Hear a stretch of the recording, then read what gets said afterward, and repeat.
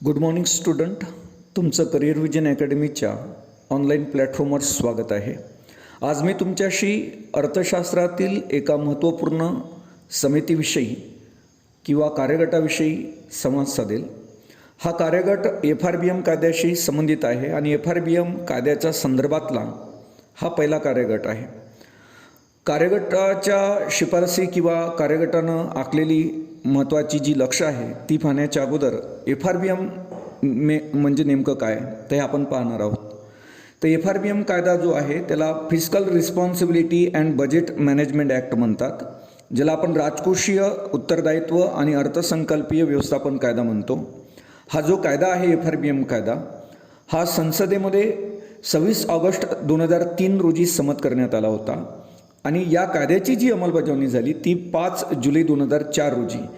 ही गोष्ट या ठिकाणी लक्षात ठेवण्यासारखी आहे, कारण आयोग यावरही प्रश्न विचारू शकतो का FRBM कायद्याची अंमलबजावणी कोणत्या दिवशी करण्यात आलेली होती, तर ती म्हणजे 5 जुलै 2004. आता ज्या महत्त्वाच्या मुद्द्याविषयी किंवा समितीविषयी किंवा कार्यगटाविषयी मी तुमच्याशी संवाद साधणार आहे तो कार्यगट म्हणजे पहिला FRBM कायद्याच्या संदर्भातला कार्यगट होय. आता पहिल्या FRBM कार्यगटाचे जे अध्यक्ष होते ते म्हणजे डॉक्टर विजय केळकर हे होते. आता यांनी काय केलं का FRBM कायद्याच्या अंमलबजावणीसाठी काही लक्ष्य निर्धारित केली. आता डॉक्टर विजय केळकर यांच्या अध्यक्षतेखाली पहिला FRBM कायद्याच्या संदर्भातला जो कार्यगट नेमण्यात आला, त्या कार्यगटाने जी आपली लक्ष्य ठरवली होती ती आर्थिक वर्ष 2003-04 पासून तर आर्थिक वर्ष 2008-09 तर या कालावधीमध्ये ती गाठणे गरजेचं होतं. तर यावरही आयोग प्रश्न विचारू शकतो का पहिल्या डॉक्टर विजय केळकर कार्यगटाने कोणत्या वर्षापासून तर कोणत्या वर्षापर्यंत FRBM कायद्याच्या संदर्भात लक्ष्य निर्धारित केली होती, तर ती म्हणजे 2003-04 पासून तर 2008-09 पर्यंत. मग FRBM कायद्याच्या संदर्भात पहिल्या FRBM कार्यगटाने कोणकोणती लक्ष्य सुचवली होती यावरही आयोग प्रश्न विचारू शकते. मग ती राजकोषीय तुटीच्या संदर्भात असेल किंवा महसुली तुटीच्या संदर्भात असेल किंवा कर GDPचं काय प्रमाण असावं, अर्थसंकल्पीय खर्चाचं GDPशी काय प्रमाण असावं या संदर्भातही या डॉक्टर विजय केळकर कार्यगटाने महत्त्वाची लक्ष्य ठरवून दिली होती. यावरही आयोग तुम्हाला प्रश्न विचारू शकतो. तर त्यामुळं हा जो पहिला कार्यगट आहे डॉक्टर विजय केळकर कार्यगट FRBM कायद्याच्या संदर्भात, तर त्यांनी सुचवलेली राजकोषीय तुटीच्या संदर्भात म्हणा किंवा महसुली तुटीच्या संदर्भात म्हणा जी काही लक्ष्य आहेत तर ती आगामी परीक्षेच्या दृष्टिकोनातून खूप महत्त्वाची आहेत.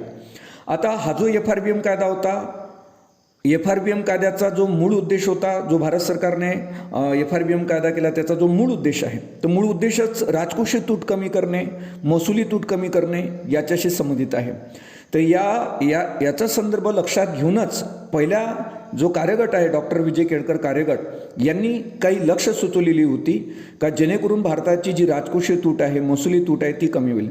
आता या पहिल्या FRBM कार्यगटानं जे पहिलं लक्ष सुचवलं होतं राजकोषीय तुटीच्या संदर्भात, तर त्यांनी सांगितलं होतं डॉक्टर विजय केळकर कार्यगटाने का जी भारताची राजकोषीय तूट आहे ती दरवर्षी 0.3% कमी करत जाऊन 2008-09 पर्यंत ही जी राजकोषीय तूट आहे ती 2.8% आणणे खूप महत्त्वाचं आहे, म्हणजे सरासरी 3%.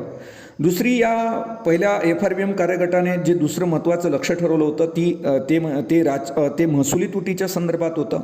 आणि महसुली तुटीच्या संदर्भात डॉक्टर विजय केळकर कार्यगटाने जे एक लक्ष्य निर्धारित केलं होतं ते म्हणजे का महसुली तूट दरवर्षी 0.5% कमी करत जाऊन 8-9 पर्यंत सन 2008-09 या आर्थिक वर्षापर्यंत महसुली तूट कमी तर करत जायची 0.5%, परंतु सन 2008-09 पर्यंत 0.2% महसुली अधिक्य निर्माण करावं असं या पहिल्या FRBM कार्यगटाने सुचवलेलं होतं. आणि जे महसुली तूट आहे ती सन 2008-09 पर्यंत 0% आणायचं होतं असं या पहिल्या FRBM कार्यगटाने सुचवलेलं आपल्याला दिसते.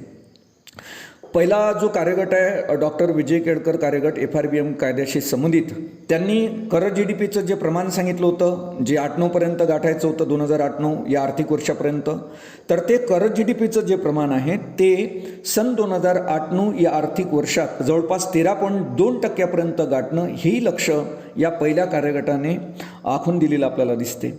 सोबत या पहिल्या FRBM कार्यगटाने जे अर्थसंकल्पीय खर्च आहे, अर्थसंकल्पीय खर्चाचं जे GDPशी प्रमाण आहे तेही सन 2008-09 या आर्थिक वर्षापर्यंत अर्थसंकल्पीय खर्चाचं जे GDPशी प्रमाण आहे ते 14.3% कमी करणे असे लक्ष्य या पहिल्या FRBM कार्यगटाने निर्धारित केलेलं होतं.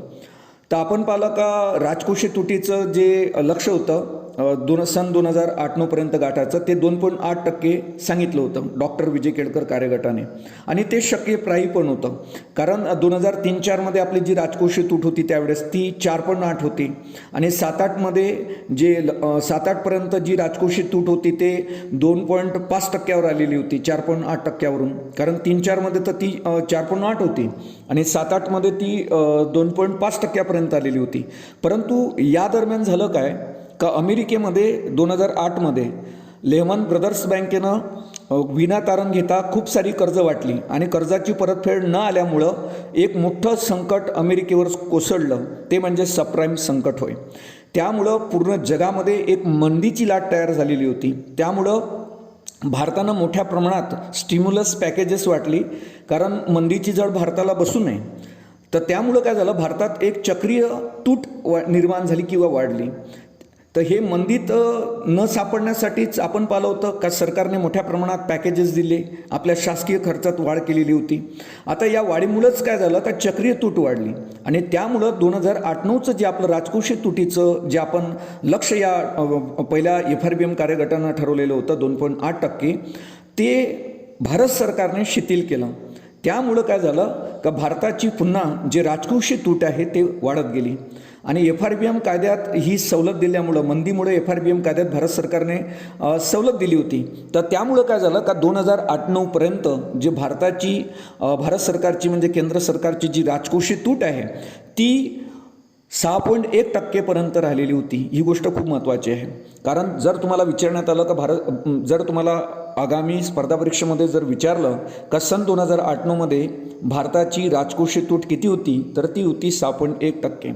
अशा पद्धतीनं हा FRBM कायद्याच्या संदर्भातला पहिला कार्यगट आहे जो डॉक्टर विजय केळकर यांच्या अध्यक्षतेखाली नेमण्यात आला होता. त्यांनी राजकोषीय तुटीच्या संदर्भात, महसुली तुटीच्या संदर्भात, कर GDPच्या संदर्भात, सोबतच अर्थसंकल्पीय खर्चाचं GDPशी काय प्रमाण आहे या संदर्भात वेगवेगळी लक्ष्य ठरवून दिलेली होती, जे मी तुम्हाला आता सांगितली. तर यावर आयोग प्रश्न विचारू शकतो. त्यामुळं तुम्ही या पहिल्या FRBM कार्यगटाच्या मी ज्या सांगितलेल्या ज्या शिफारसी आहे तर त्या आवर्जून लक्षात ठेवा. आणखी मी अर्थशास्त्रातील पुन्हा एका महत्त्वाच्या विषयाला घेऊन तुमच्या